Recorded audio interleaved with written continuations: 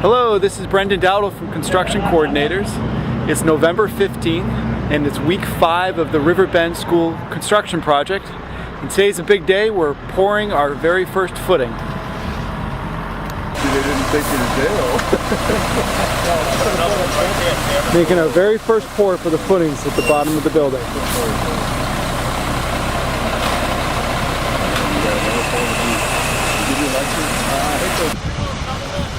You can see our concrete forming contractor has been out,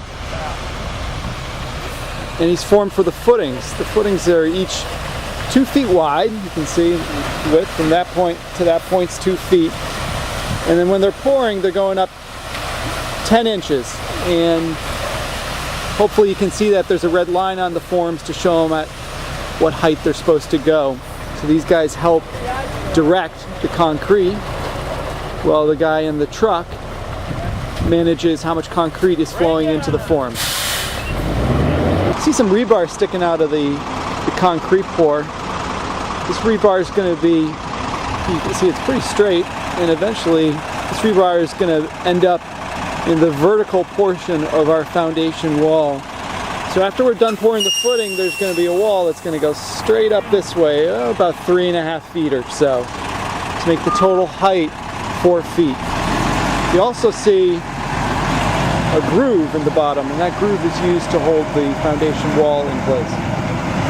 See again the rebar that's sticking vertically up.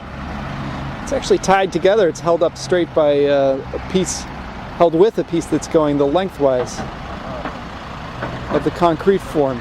It's tied together with a tie. There's an interesting little tool that you can see here that ties a piece of wire around both of them, holds it tight together. The man in the yellow by the car in the distance is from a testing company. We are a testing company to make sure that the mix that has been delivered meets the design specifications of the project.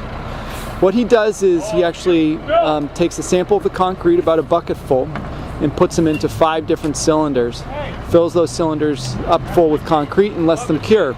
Then after 7 days, 14 days, and 28 days, they'll test the concrete to make sure that the pressure put on the concrete meets the design specification.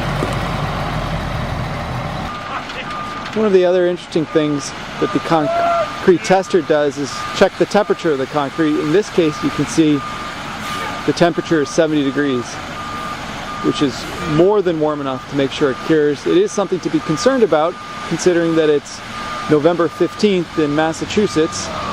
So we just had our second truck of concrete show up.